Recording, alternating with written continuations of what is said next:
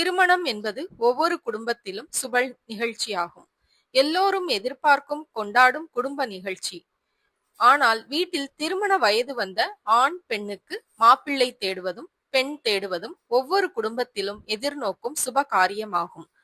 27 நட்சத்திரங்கள், 12 ராசிகள், 9 கிரகங்களின் அடிப்படையாக கொண்டு ஜாதகம் எழுதப்படுகிறது.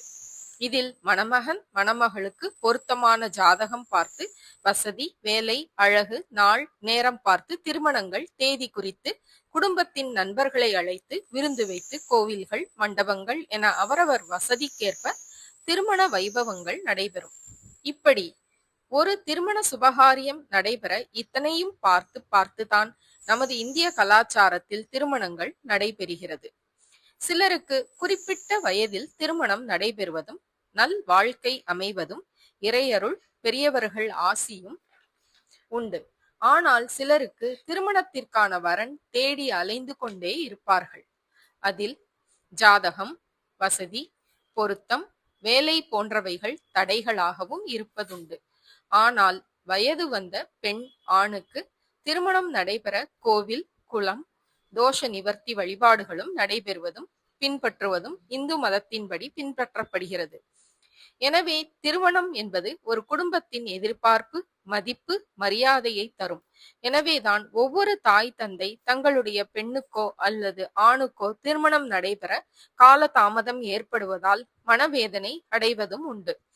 இந்த தடைகள் நீங்க விரைவில் திருமணம் நடைபெற சாஸ்திரங்கள் பல்வேறு நம்பிக்கையான விஷயங்களையும் வழிகாட்டுதல்களையும் நமக்கு சொல்கிறது.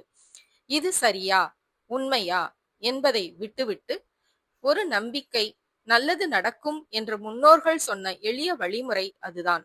நம் வீட்டிலே அதற்கான பரிகாரம் எளிய முறையில் பின்பற்றினால் நல்ல சுபகாரியம் நடக்கும். வாய்ப்பு இருப்பதாக முன்னோர்கள் சொல்லி உள்ளார்கள். வீட்டில் திருமண வயதிலுள்ள பெண்கள் நீண்ட நாள் திருமணம் நடைபெறாமல் தள்ளிக்கொண்டே போகிறதே என்று கவலைப்படுபவர்கள் வீட்டிலே என்ன செய்யலாம்? உங்கள் வீடு வாசல் வடக்கு வாசல் என்று வைத்துக் கொண்டால் வீட்டில் வடகிழக்கு மூலையை கன்னி மூலை அல்லது ஈசான்ய மூலை என்பார்கள். வீட்டின் தென்மேற்கு திசையை குபேர மூலை என்பார்கள்.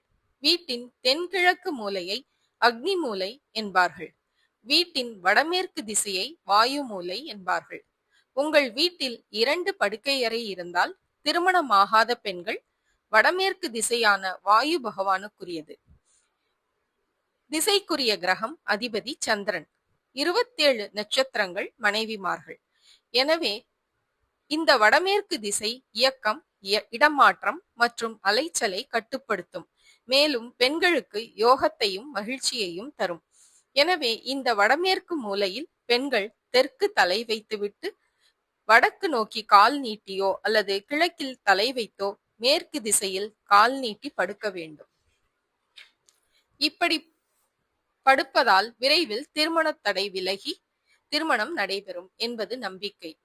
2 அறையில்லை, ஒரே அறைதான் உள்ளது என்றாலும் வடமேற்கு பகுதியில் படத்தில் காட்டியுள்ளதுபடி குறிப்பிட்ட திசையில் தலை வைத்து படுத்தால் இறையருளால் திருமண தடை பெண்களுக்கு விலகி மங்கள ஓசை வீட்டில் கேட்கும் என்பது நம்பிக்கை, ஐதீகமாகும். எக்காரணத்தை கொண்டும் வடகிழக்கு திசையில் படுக்கக்கூடாது.